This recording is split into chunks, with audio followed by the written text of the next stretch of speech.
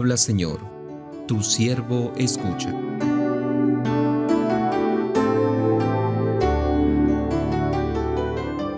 Proclamación del Santo Evangelio según San Mateo.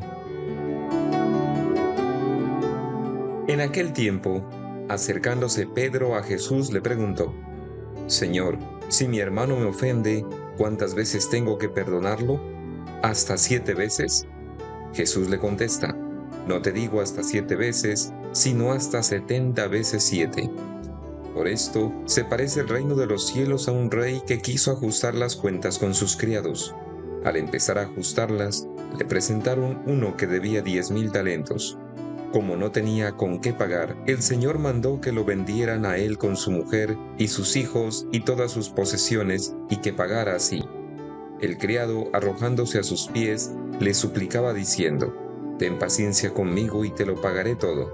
Se compadeció el Señor de aquel criado y lo dejó marchar perdonándole la deuda. Pero al salir, el criado aquel encontró a uno de sus compañeros que le debía 100 denarios, y agarrándolo lo estrangulaba diciendo: Págame lo que me debes. El compañero, arrojándose a sus pies, le rogaba diciendo: Ten paciencia conmigo y te lo pagaré. Pero él se negó y fue y lo metió en la cárcel hasta que pagara lo que debía.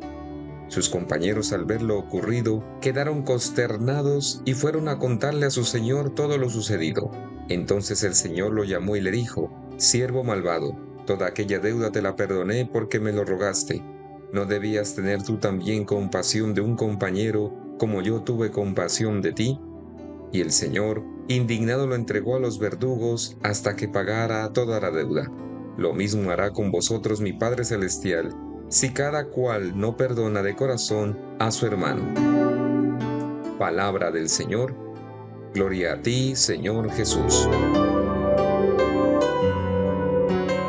Escuchamos en este día el Evangelio de Mateo en el capítulo 18, los versículos 21 a 35. Este Evangelio nos trae la última parte del discurso de las instrucciones para la vida comunitaria, y con la parábola del Rey bueno y del siervo despiadado, Jesús nos recuerda que las relaciones interpersonales siempre estarán sujetas a las dificultades, y a las cuales la actitud del cristiano será la del perdón. Reflexionemos en 3 momentos. El primero, el perdón sin límites. Pedro aparece aquí como el responsable de la comunidad, a quien se le ha entregado el papel de atar y de desatar. Es decir, Pedro, como la cabeza de la iglesia, hoy plantea la pregunta a Jesús: Señor, ¿cuántas veces tendré que perdonar a mi hermano las ofensas que me haga? ¿Hasta 7 veces? Recordemos que el número 7 es un número simbólico que indica una realidad completa, total. Y la pregunta de Pedro es equivalente a saber si tiene que perdonar siempre, pero además indica que Pedro tiene ya una gran disponibilidad para ejercer el perdón. En la mente y tradición del antiguo pueblo judío, solo se perdonaba hasta 3 veces. Pedro eleva esta cantidad, mostrando ya una apertura al perdón que ya ha recibido, pero aún es limitada, solo hasta 7. Jesús responde acabando con la limitación del perdón de Pedro, la limitación hasta ese momento colocada por el pueblo. Jesús ofrece un perdón sin límites, y para que Pedro lo comprenda le coloca la parábola, para darle a entender que el perdón de Dios no es cuestión de cantidad, sino de un corazón renovado que tiene una nueva actitud. Un segundo momento, el perdón de Dios en su Hijo Jesús. Jesús es aquel que viene a ofrecer el perdón de Dios. De aquí que el nombre de Jesús significa Dios salva. Y la manera de cómo Dios nos salva es con su perdón hecho carne, es decir, su propio Hijo Jesús. En la parábola encontramos a un servidor que ha cometido una falta y que debía mucho dinero, una suma muy elevada que, si hacemos cálculos, nunca iba a ser capaz de pagar, una suma desproporcionada la cual acarreaba un gran dolor, un gran castigo, lo que llevaría hasta el punto de perder todo: su familia, sus posesiones, su libertad. Si la deuda era desproporcionada y exagerada, el castigo lo era igual. Este detalle del evangelista nos ayuda a comprender la magnitud del pecado que este servidor había cometido. Pero ante el arrepentimiento del servidor, ante su dolor, ante su súplica de perdón por este gran pecado, el Rey no solo le rebaja la cantidad, sino que le perdona todo.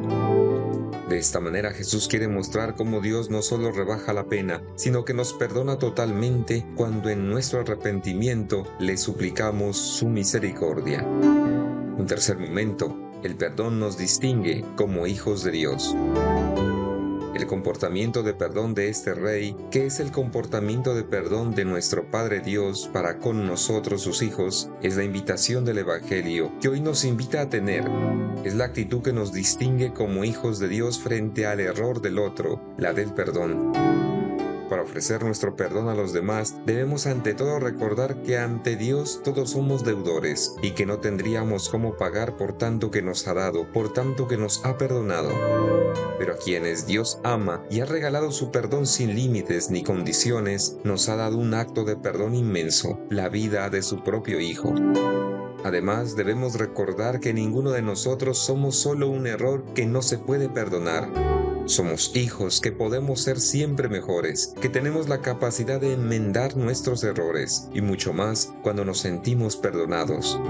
El perdón nos compromete a dar lo mejor de nosotros. No neguemos nunca el perdón. Que el Señor nos bendiga, en el nombre del Padre, del Hijo y del Espíritu Santo. Amén.